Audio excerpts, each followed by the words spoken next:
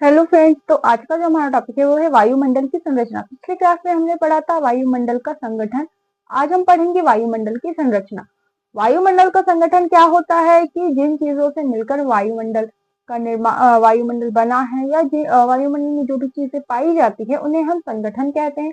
और वायुमंडल कैसा है, इसके लेयर्स कितने हैं, उन्हें हम संरचना कहते हैं। ठीक है, तो हॉरिजॉन्टल लेयर ऑफ एटमॉस्फेयर, इसकी ऊंचाई 0 से 1200 किलोमीटर होती है और 800 किलोमीटर वायुमंडल जो है हमारा वो सबसे ज्यादा महत्वपूर्ण है।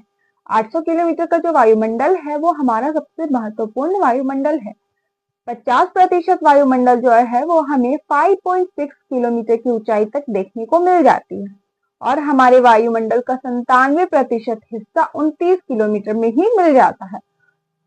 वायुमंडल की जो परतें हैं उनका विभाजन दो प्रकार से किया गया है। एक है तापीय विशेषताओं के आधार पर और दूसरा है रासायनिक विशेषताओं के आधार पर। तो तापीय विशेषताओं के आधार पर चार प्रकार की परतें होती हैं और रासायनिक विशेषता के आधार पर 2 प्रकार की परतें होती है। तो तापीय विशेषता के आधार पर होता है क्षोभ मंडल, समताप मंडल, मध्य मंडल और तापीय मंडल। तापीय मंडल के अंदर आता है आयन मंडल और आयतन मंडल या फिर बहिर्मंडल। ठीक है, रासायनिक विशेषता के आधार पर आता है सममंडल और विषम मंडल। ठीक है, जिसमें आता है सममंडल में वही 3 मंडल आते हैं, क्षोभ मंडल, समताप मंडल और मध्य मंडल। विषम मंडल में आते हैं आयन मंडल और बहिर्मंडल। ठीक है, तो सबसे पहले हम देखेंगे तापीय विशेषताओं के आधार पर हमारे वायुमंडल की संरचना, हमारे वायुमंडल की परतें। तो सबसे पहला आता है क्षोभ मंडल या इसे इंग्लिश में हम कहते हैं ट्रोपोस्फेयर। तो इस ट्रोपोस्फेयर का नाम टीजरेंसी बोर्ड ने दिया था। अब देखिए, इस ट्रोपोस्फेयर में ट्रोपो का मतलब जो होता है, ये जो ट्रोपोज है, ठीक है, इसमें जो ट्रोपोज वर्ड दिया गया है ये ग्रीक भाषा का शब्द है। ग्रीक भाषा का शब्द है जिसका मतलब होता है मिश्रण। ठीक है, इसलिए इसका मतलब ये होता है क्योंकि इसमें क्या होता है कि बहुत से धूल कण या क्षोभ मंडल में ही जितनी मौसमी घटनाएं होती है वो सब इसी में होती है। ठीक है, ये जो क्षोभ मंडल है ये वायुमंडल की सबसे निचली परत होती है। इसकी ऊंचाई की अगर हम बात करें तो इक्वेटर में, मिड लैटिट्यूड में और पोलर में तीनों जगह अलग अलग होती है। ठीक है, तो इक्वेटर में इसकी जो ऊंचाई है वो होती है 16 से 18 किलोमीटर, मिड लैटिट्यूड में 13 से 15 किलोमीटर और पोलर में 6 से 8 किलोमीटर। और अगर आप इक्वेटर में 18 किलोमीटर की ऊंचाई तक जाएंगे तो आपको वहां का तापमान -80 डिग्री सेल्सियस मिलेगा, मिड लैटिट्यूड में -15 डिग्री सेल्सियस तापमान मिलेगा और पोलर रीजन में -45 डिग्री सेल्सियस आपको तापमान मिलेगा। यहाँ इक्वेटर में क्या होता है कि तीव्र संवहन होता है और गुरुत्वाकर्षण निम्न होता है, जबकि पोलर रीजन में गुरुत्वाकर्षण उच्च होता है। क्षोभ मंडल का विभाजन 2 परतों में किया गया है, एक है निचली परत और दूसरा है ऊपरी परत। निचली परत की ऊंचाई 0 से 3 किलोमीटर है और ऊपरी परत की जो मोटाई है या ऊंचाई है वो 3 से 15 किलोमीटर है। निचली परत में ये निचली परत को घर्षण परत भी कहते हैं और ऊपरी परत को गैर घर्षण परत भी कहते हैं। क्योंकि देखिए, इसे घर्षण परत इसलिए कहते हैं निचली परत को क्योंकि ये क्या होती है, इसकी ऊंचाई जो है वो सरफेस से कम होती है। तो सरफेस के नजदीक में बहुत सारे डस्ट पार्टिकल्स पाए जाते हैं। तो जब विंड चलती है, हमारी जो हवा है, हवा चलती है तो उसमें क्या होता है कि बहुत ज्यादा टकराव होता है, घर्षण बहुत ज्यादा होती है। इस वजह से हम इसे घर्षण परत कहते हैं। जबकि जो ऊपरी परत है तो वो सरफेस से काफी ऊपर होती है, तो जिस वजह से वहां उतना ज्यादा फ्रिक्शन या घर्षण नहीं हो पाता जब हमारी हवाएं चलती हैं। तो इसकी विशेषता क्या है, तो ऊंचाई में जाने पर तापमान, जल वाष्प, धूलकण इन सब में कमी आती है। ठीक है, जैसे जैसे हम ऊंचाई में जाएंगे तापमान भी कम होता जाएगा, जल वाष्प भी कम होता जाएगा और धूलकण भी कम होता जाएगा। क्षोभ मंडल में क्या है कि ऊंचाई के साथ तापमान में गिरावट को सामान्य ताप ह्रास दर कहते हैं। ठीक है, जो कि प्रति 1000 मीटर में 6.5 डिग्री सेल्सियस तापमान में गिरावट आती है। इसे हम इंग्लिश में क्या कहते हैं, नॉर्मल लैप्स रेट, NLR। ठीक है, इसे इस प्रकार से हम लिख सकते हैं कि 6.5 डिग्री सेल्सियस प्रति 1000 मीटर या 6.5 डिग्री सेल्सियस प्रति 1 किलोमीटर, 0.65 डिग्री सेल्सियस प्रति 100 मीटर या 1 डिग्री सेल्सियस प्रति 165 मीटर। क्षोभ मंडल में जो ताप ह्रास दर होता है, जो नॉर्मल लैप्स रेट होता है, तो ये विभिन्न पर्यावरण में अलग अलग तरह से होता है। जैसे ऊंचाई में जाएंगे अलग अलग पर्यावरण है, तो अलग अलग तरह से ये जो तापमान में गिरावट है वो होती है। तो इसे हम कहते हैं पर्यावरण ह्रास दर। क्या कहते हैं? पर्यावरण ह्रास दर, इन्वायरमेंटल लैप्स रेट, या इसे हम क्या कहते हैं? Standard atmospheric lapse rate, SALR।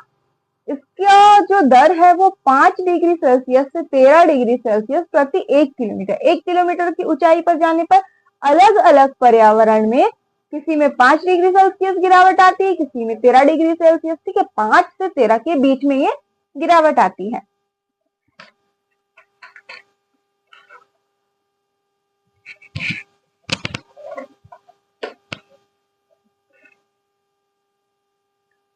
अब बात करें हम, तो एक तो होता है नॉर्मल लैप्स रेट की ऊंचाई में जाने पर तापमान में गिरावट आती है। दूसरा होता है क्या कि ऊंचाई में जाने पर तापमान में भी बढ़ोतरी होती, तापमान ही बढ़ता। तो ये जनरली ठंडे के मौसम में होता है। ठीक है, विंटर सीजन में ये ज्यादा होता है, क्योंकि विंटर सीजन में क्या होता है कि सरफेस का जो तापमान होता है, सरफेस का टेम्परेचर वो कम हो जाता है।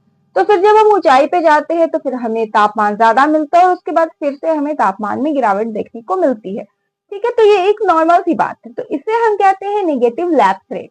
ठीक है, जैसे कि आप सरफेस में आपका जो टेम्परेचर है वो 6 डिग्री सेल्सियस है, तो जब आप ऊंचाई पर जाएंगे तो मानते हैं आपको 8 डिग्री सेल्सियस मिले, और फिर जब आप ऊंचाई पर जाएंगे तो आपको तापमान जो है वो फिर से गिरता हुआ नजर आएगा, जिससे फिर आपको 6 डिग्री सेल्सियस मिले, फिर 5, फिर 4, 3, 2, 1, 0, इस तरह से फिर घटता हुआ जाएगा। अब इसी में एक आता है ट्रोपोपॉज। ठीक है, या जिसे हम कहते हैं क्षोभ सीमा। तो ये क्षोभ सीमा क्या होती है? तो ट्रोपोपॉज ये 2 वर्ड से मिलकर बना है, ट्रोपो प्लस पॉज, जिसमें होता है ट्रोपो का मतलब होता है मिश्रण और पॉज का मतलब होता है रुकना। यानी कि यहाँ पे जितने भी मिश्रण पाए जाते हैं ट्रोपोस्फेयर में या क्षोभ मंडल में, वो सब यहाँ पर आने के बाद रुक जाते हैं। ये ट्रोपोपॉज या क्षोभ सीमा जो है वो क्षोभ मंडल की ऊपरी सीमा होती है। इसका नाम दिया था नेपियर शॉ ने। किसने दिया था? नेपियर शॉ ने ट्रोपोपॉज का नाम दिया था।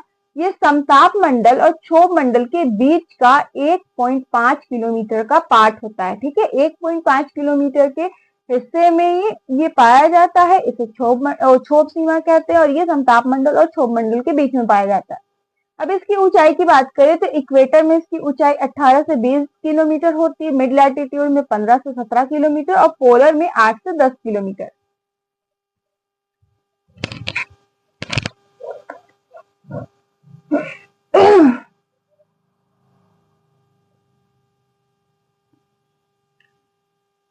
अब हम बात करते हैं समताप मंडल की।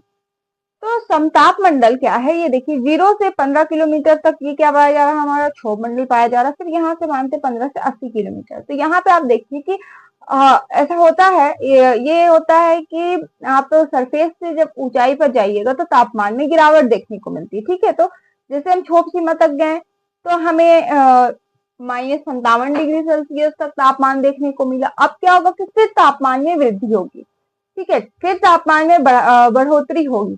तो ये क्यों होता है? क्योंकि यहाँ पे पाया जाता है समताप मंडल, और समताप मंडल में पाया जाता है ओजोन।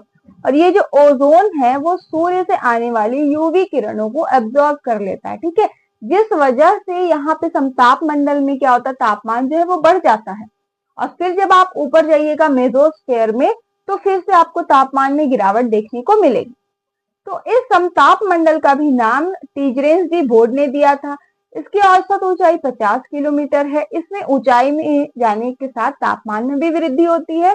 ये होता है तापीय व्युत्क्रम के कारण।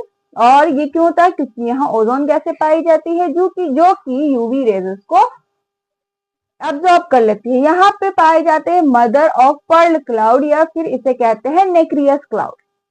ये होते क्या है? ऐसे तो जो भी बादल बनने की, यानी कि जो भी मौसमी घटनाएं होती है वो सब क्षोभ मंडल में होती है, यानी कि बादल बनना, बारिश होना। ठीक है, लेकिन कभी कभी क्या होता है कि तेज हवाओं के कारण जो बादल जो क्षोभ मंडल में बनते हैं वो उड़कर कहाँ चले जाते हैं? समताप मंडल में। तेज हवाओं के कारण कभी कभी ऐसा होता है। ठीक है, तो उसे हम क्या कहते हैं? मदर ऑफ पर्ल क्लाउड या नेक्रियस क्लाउड। ये क्या होता है? समताप मंडल में बादल होते हैं। ये समताप मंडल में जो पवन चलती है वो पश्चिम से पूर्व की ओर चलती है। यहाँ जेट प्लेन चलते उड़ते हैं, यहाँ ओजोन गैस पाई जाती है। अब देखिए, ये जो समताप मंडल है ये ट्रोपोपॉज हो गया 15 किलोमीटर तक, 15 किलोमीटर के ऊपर ट्रोपोपॉज पाया जाता है। उसके बाद पाया जाता है समताप मंडल। समताप मंडल के ऊपर से पाया जाता है समताप सीमा, जिसे हम कहते हैं स्ट्रेटोपॉज। अब देखते हैं हम समताप सीमा क्या होता है। तो समताप मंडल की ऊपरी सीमा होती है समताप सीमा या स्ट्रेटोपॉज।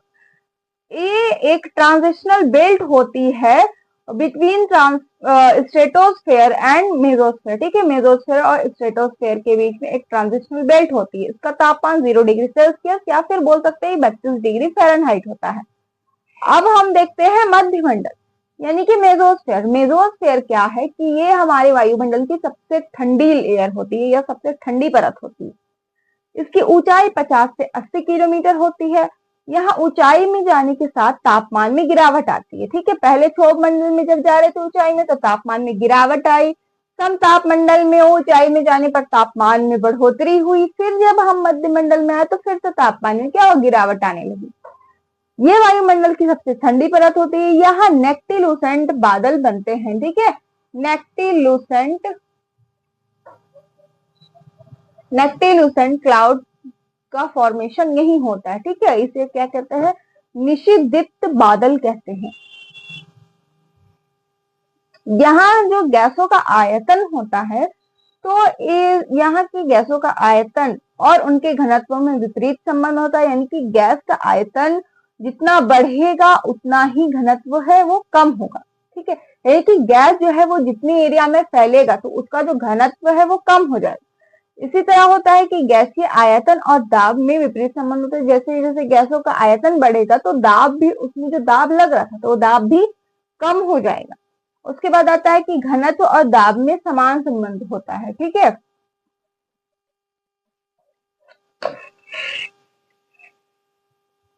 अब हम देखते हैं मध्य सीमा या मेसोपॉज। मध्य मंडल की ऊपरी सीमा को हम कहते हैं मेसोपॉज और यहाँ का तापमान होता है -100 डिग्री सेल्सियस। अब आता है हमारा थर्मल चैम्बर या तापीय मंडल। तो ये तापीय मंडल या थर्मल चैम्बर क्या है, तो ये तापमान आधारित विभाजन है। ठीक है, और इसकी जो ऊंचाई होती है वो 120 से 1200 किलोमीटर से अधिक होती है। अब इस थर्मल चैम्बर या तापीय मंडल का भी विभाजन किया जाता है। दो परतों में इसका विभाजन किया जाता है, आयन मंडल और बहिर्मंडल। इस बहिर्मंडल को आयतन मंडल भी कहते हैं। अब हम सबसे पहले देखते हैं आयन मंडल क्या है। तो आयन मंडल की ऊंचाई जो है 80 से 400 किलोमीटर, कहीं आपको 640 किलोमीटर भी मिलेगा। ठीक है, यहाँ आयन मंडल में ऑरोरा की घटनाएं होती है। ऑरोरा क्या होता है, एक चमकीले प्रकाश की घटना होती है। ठीक है, इसे हम नॉर्दर्न लाइट के नाम से भी जानते हैं। यहाँ क्या होता है कि ये आयन मंडल में होता है। तो जब भी सूर्य की किरणें आती हैं, ठीक है, तो सूर्य की किरणें क्या होती हैं कि जब किसी पार्टिकल से टकराती है, ठीक है, कोई भी पार्टिकल है आयोनोस्फीयर में, जब उससे टकराई तो टकराने की वजह से क्या होता है कि वही सूर्य की किरणों का जो प्रकाश है वही रंग बिरंगे हमें दिखाई देते हैं, जो कि बहुत ही अच्छा लगता है देखने में। जैसे कि आप जानते हैं कि जब भी सूर्य की किरणें किसी भी पार्टिकल से 65 डिग्री एंगल में टकराती हैं तो एक रेनबो का फॉर्मेशन होता है। ठीक है, तब हमें रेनबो दिखाई देता है। रेनबो ऐसे नहीं होता है कि बारिश हुई तो हमें रेनबो दिखाएगा, नहीं होता ऐसा। ये रेनबो क्यों हमें दिखाई देता है, क्योंकि जब सूर्य की किरणें किसी भी पार्टिकल से 65 डिग्री एंगल से टकराती है उस वजह से उसका रिफ्लेक्शन हमें देखने को मिलता है। तो इसमें भी वही चीज होती है कि सूर्य की किरणें जब आयनोस्फीयर में किसी पार्टिकल से टकराती है तो टकराने के पश्चात उसका रिफ्लेक्शन हमें बादलों में दिखाई देता है। ठीक है, आसमान में दिखाई देता है। तो ये होता कहाँ है, नॉर्थ हेमिस्फीयर में भी होता है और साउथ हेमिस्फीयर में भी होता है। नॉर्थ हेमिस्फीयर में जो ऑरोरा की घटना होती है उसे हम ऑरोरा बोरियोलिस कहते हैं और साउथ हेमिस्फीयर में जो ऑरोरा की घटना होती है उसे हम ऑरोरा ऑस्ट्रियोलिस कहते हैं। ठीक है, ये कहाँ होता है, तो पोलर रीजन में होता है। तो साउथ पोल में तो कोई देखने जाता नहीं है, लेकिन नॉर्थ पोल में लोग इसे देखने को जाते हैं। ठीक है, ये काफी अच्छी ये क्या होता है कि देखने में काफी अच्छा लगता है। इसे हम नॉर्दर्न लाइट के नाम से भी जानते हैं। यहाँ इस आइनोस्फेयर में क्या होता है कि रेडियो वेव्स जो है वो रिफ्लेक्शन करते हैं, उसकी फ्रीक्वेंसी हाई और लो होती है। अब इस आइनोस्फेयर का भी विभाजन जो है वो 4 ग्रुप में किया गया है, DEFG। तो एक एक करके हम इन ग्रुप्स को भी देख लेते हैं कि क्या है। तो जो डी ग्रुप है इसकी ऊंचाई 80 से 100 किलोमीटर होती है। इसमें इसकी फ्रीक्वेंसी लो होती है, यहाँ सोलर रेडिएशन होते हैं और सनसेट के टाइम पे ये क्लोज हो जाती है। ई ग्रुप जो है वो इसकी ऊंचाई जो है वो 100 से 130 किलोमीटर होती है। इसे हम कैनेडी हेविसाइड लेयर के नाम से भी जानते हैं। इस ई लेयर को हम और किस नाम से जानते हैं, तो कैनेडी हेविसाइड लेयर के नाम से भी जानते हैं। इसकी फ्रीक्वेंसी लो और मीडियम होती है और सनसेट के टाइम पे क्लोज हो जाती है। एफ परत की बात करें तो एफ परत की ऊंचाई 130 से 380 किलोमीटर होती है। इसकी फ्रीक्वेंसी हाई होती है और डे नाइट दोनों में होती है। और जी परत की बात करें तो ये 380 किलोमीटर से ऊपर में पाई जाती है। इसकी फ्रीक्वेंसी हाई होती है और डे नाइट दोनों में होती है।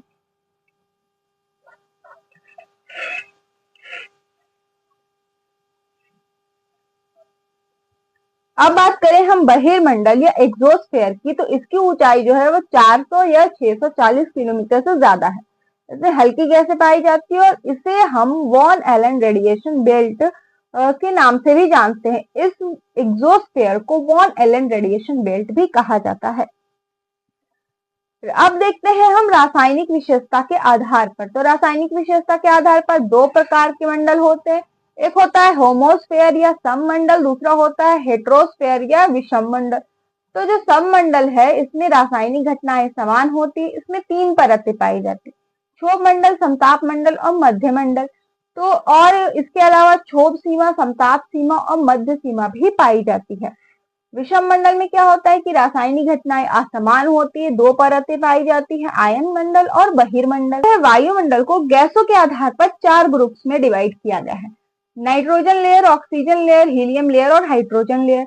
तो नाइट्रोजन लेयर जो है वो 100 से 200 किलोमीटर पर पाई जाती है, ऑक्सीजन लेयर 200 से 1100 किलोमीटर, हीलियम लेयर 1100 से 1700 किलोमीटर और हाइड्रोजन लेयर जो है वो 1700 से 2600 किलोमीटर में पाई जाती है।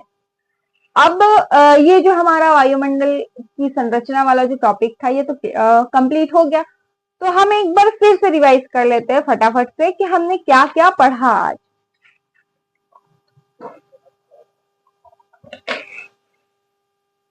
तो हम बात कर रहे थे वायुमंडल की संरचना की। इसमें हम लेयर्स देखने वाले थे। एटमॉस्फेयर का हॉरिजॉन्टल लेयर देखने वाले थे। इसकी ऊंचाई 0 से 1200 किलोमीटर से ज्यादा होती है। 800 किलोमीटर का वायुमंडल हमारे लिए बहुत ही महत्वपूर्ण है। 50% वायुमंडल हमें 5.6 किलोमीटर की ऊंचाई तक देखने को मिल जाता है और 97% वायुमंडल हमें 29 किलोमीटर की ऊंचाई तक देखने को मिलता है। इस वायुमंडल की परतों का विभाजन 2 प्रकार से किया गया है, तापीय विशेषता के आधार पर, रासायनिक विशेषता के आधार पर। तापीय विशेषता के आधार पर पहला देखते हैं क्षोभ मंडल। इसका नाम टिजरेंस डी बोर्ड ने दिया था। इसमें ट्रोपोस जो है वो ग्रीक भाषा का शब्द है जिसका अर्थ होता है मिश्रण। ये वायुमंडल की सबसे निचली परत है। इसकी ऊंचाई इक्वेटर में 16 से 18 किलोमीटर होती है, मिड लैटिट्यूड में 13 से 15 किलोमीटर होती है और पोलर में 6 से 8 किलोमीटर होती है। क्षोभ मंडल का विभाजन 2 प्रकार से किया गया है, निचली परत और ऊपरी परत। निचली परत की ऊंचाई 0 से 3 किलोमीटर होती है, ऊपरी परत की ऊंचाई 3 से 15 किलोमीटर होती है। इसे घर्षण परत भी कहते हैं, इसे गैर घर्षण परत भी कहते हैं। इसकी विशेषता क्या है कि ऊंचाई में जाने के साथ साथ तापमान, जलवाष्प, धूलकण सब में गिरावट आती है।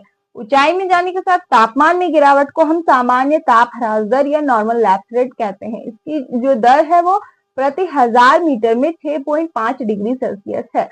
ये विभिन्न पर्यावरण में विभिन्न प्रकार से इसकी ऊंचाई में जाने पर तापमान में गिरावट आती है अलग अलग तरह से। इसे हम इन्वायरमेंटल लैप्स रेट या standard atmospheric lapse rate SALR भी कहते हैं। इसकी जो दर है वो 5 डिग्री सेल्सियस से 13 डिग्री सेल्सियस प्रति 1 किलोमीटर है। ट्रोपोपॉज की, तो ट्रोपोपॉज 2 शब्द से मिलकर बना है, ट्रोपो और पॉज, जिसमें होता है मिश्रण का रुकना। क्षोभ मंडल की सबसे ऊपरी सीमा होती है, इसका नाम नेपियर शॉ ने दिया था। समताप मंडल और क्षोभ मंडल के बीच का 1.5 किलोमीटर का जो हिस्सा है उसे हम क्षोभ सीमा के नाम से जानते हैं।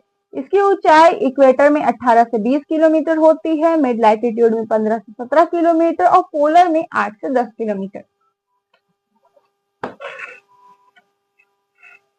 अब हम बात करें समताप मंडल की, तो इसका नाम टिजरेंस बोर्ड ने दिया था। औसत ऊंचाई 50 किलोमीटर। ऊंचाई में जाने के साथ तापमान में भी वृद्धि होती है, इसका कारण है तापीय व्यस्करण।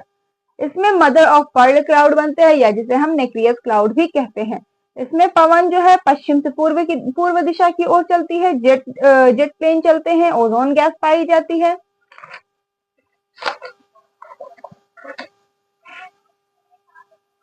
उसके बाद आता है समताप सीमा। समताप सीमा सप्ताप मंडल की ऊपरी सीमा है। ये स्ट्रेटोस्फेयर और मेसोस्फेयर के बीच में एक ट्रांजिशनल बेल्ट होता है। तापमान इसका 0 डिग्री सेल्सियस से 32 डिग्री फ़ारेनहाइट हो या फिर 32 डिग्री फ़ारेनहाइट होता है। 0 डिग्री सेल्सियस या 32 डिग्री फ़ारेनहाइट होता है।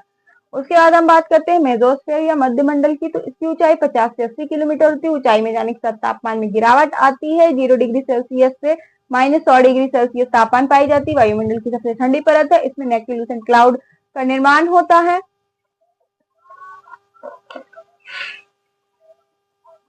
उसके बाद हम बात करें मध्य सीमा, तो ये मध्य मंडल की ऊपरी सीमा होती है। तापमान -100 डिग्री सेल्सियस होता है। लास्ट आता है हमारा थर्मल चेंबर या तापीय मंडल। तो इसका विभाजन दो प्रकार से किया गया है, आयन मंडल और बहिर्मंडल। आयन मंडल की ऊंचाई 80 से 400 या 600 किलोमीटर होती है। इसमें ऑरोरा की घटना होती है। नॉर्थ हेमिस्फेयर में इसे ऑरोरा बोरियोलिस कहते हैं, साउथ हेमिस्फेयर में इसे ऑरोरा ऑस्ट्रियोलिस कहते हैं। इसे हम नॉर्दर्न लाइट्स के नाम से भी जानते हैं। इसमें जो रेडियो वेव्स का जो रिफ्लेक्शन है, तो इसकी जो फ्रीक्वेंसी होती है वो लो और हाई होती है।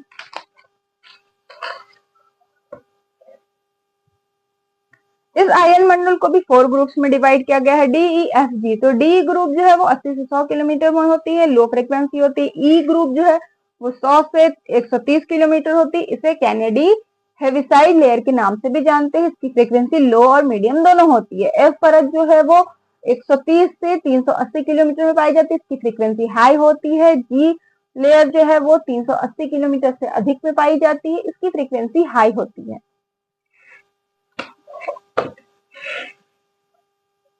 अब हम बात करें बहिर्मंडल की, तो इसकी ऊंचाई जो है वो 400 या 640 किलोमीटर से ज्यादा होती है। इसमें हल्की कैसे पाई जाती है, और इसे वॉन एलन रेडिएशन बेल्ट भी कहा जाता है। अब हम देखते हैं रासायनिक विशेषता के आधार पर। तो होमोस्फेयर और हेट्रोस्फेयर दो लेयर्स होते हैं। होमोस्फेयर में रासायनिक संगठन समान होते हैं। 3 परतें पाई जाती है, क्षोभ मंडल, समताप मंडल, मध्य मंडल, और इसके अलावा क्षोभ सीमा, समताप सीमा और मध्य सीमा भी पाया जाता है। विषम मंडल में देखें या हेट्रोस्फेयर में, तो रासायनिक संगठन असमान होते, 2 परतें पाई जाती, आयन मंडल और बहिर्मंडल। हमारा आता है वायुमंडल को गैसों के आधार पर 4 ग्रुप्स में डिवाइड किया गया है। नाइट्रोजन लेयर जो कि 100 से 200 किलोमीटर में पाई जाती है। ऑक्सीजन लेयर जो कि 200 से 1100 किलोमीटर में पाई जाती है। हीलियम लेयर जो कि 1100 से 1700 किलोमीटर में पाई जाती है। और हाइड्रोजन लेयर जो कि 1700 से 2600 किलोमीटर में पाई जाती है। आई होप आपको ये वायुमंडल की संरचना वाला टॉपिक क्लियर हुआ होगा। अगर कोई डाउट हो तो कमेंट सेक्शन में कमेंट करिए। तब तक के लिए टेक केयर।